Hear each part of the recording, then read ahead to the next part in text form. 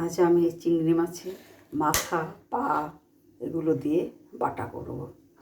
এগুলো সবাই ফেলে দেন, এটা কিভাবে খাওয়া যায় সেটা আমি দেখাবো। চিংড়ির মাথা পাটাগুলো বাদ দিয়ে আপনি ইচ্ছা করলে শুধু চিংড়ি মাছ দিয়ে এই বাটাটা করতে পারেন।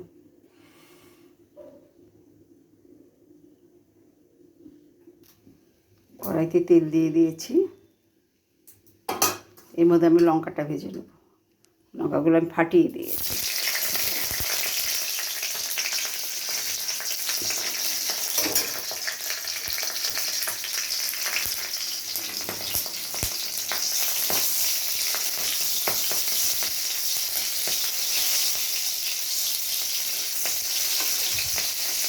এবার কাঁচা লঙ্কার বদলে আপনারা শুকনো লঙ্কা ব্যবহার করতে পারেন।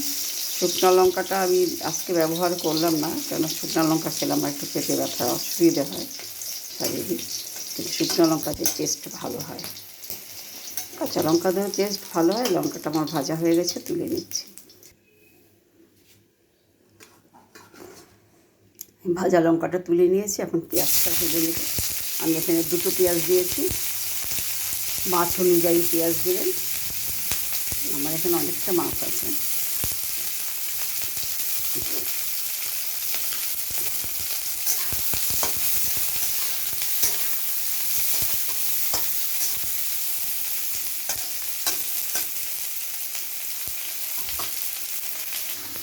মাছের মধ্যে স্বাদ অনুযায়ী লবণ দিলাম, পেঁয়াজের মধ্যে আমি লবণ দিয়ে দিলাম, হলুদ দিয়ে দিলাম, এর মধ্যে একটু হলুদ দিয়ে দিলাম।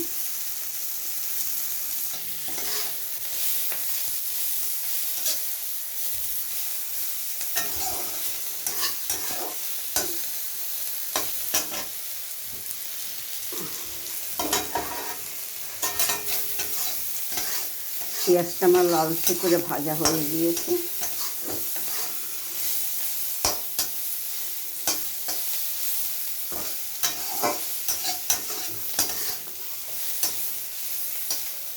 এটা আমি তুলে নেব।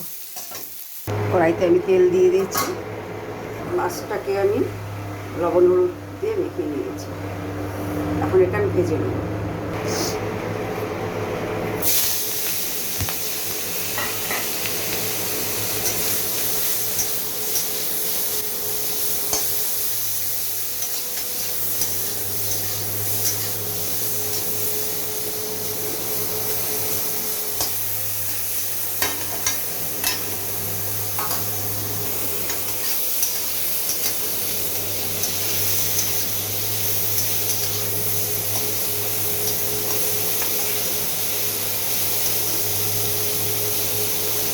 এখানে মাছের মাথা পাগুলো আছে, আপনারা শুধু মাছ দিয়েও এটা করতে পারেন, কিন্তু এগুলো সবাই ফেলে দেয়, তাই আমি ফেলে দেওয়ার জিনিসটা দিয়ে আমি দেখাচ্ছি।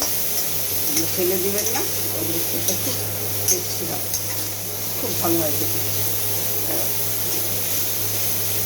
এটা আমি লালচে করে ভেজে নেব।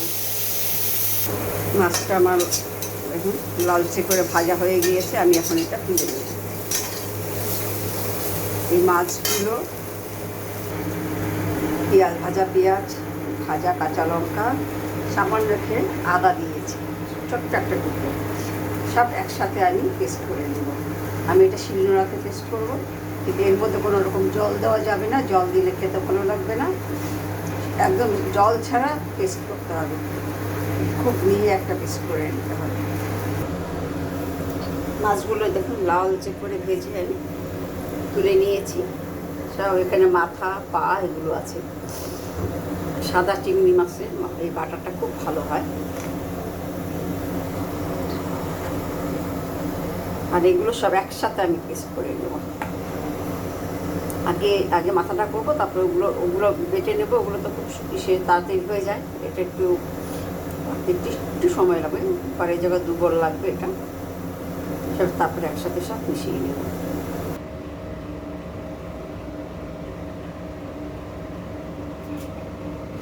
মাথাগুলো যে আগে বেটে নিয়েছি, এখন এই যে পেঁয়াজটা বেটে নিচ্ছি, মাঝে আদা শুকনো কাঁচা লঙ্কাটাও বেটে নিয়েছে, সব একসাথে মিশিয়ে আবার বেটে নেব।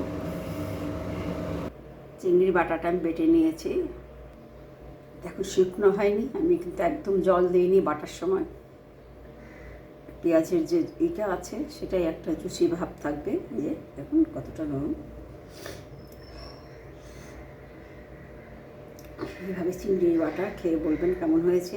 খুব টেস্টি হয় চিংড়ি বাটা, খেতেও ভালো লাগে। এটা সাধারণত গরম ভাতে পরিবেশন করব আমি, আপনারা গরম ভাতে খেয়ে দেখবেন, খুব ভালো হয়েছে। আমার চ্যানেলটা যারা সাবস্ক্রাইব করেননি তারা সাবস্ক্রাইব করে নেবেন, লাইক শেয়ার ও কমেন্ট করবেন। আমার চ্যানেলটা ততক্ষণ দেখার জন্য ধন্যবাদ।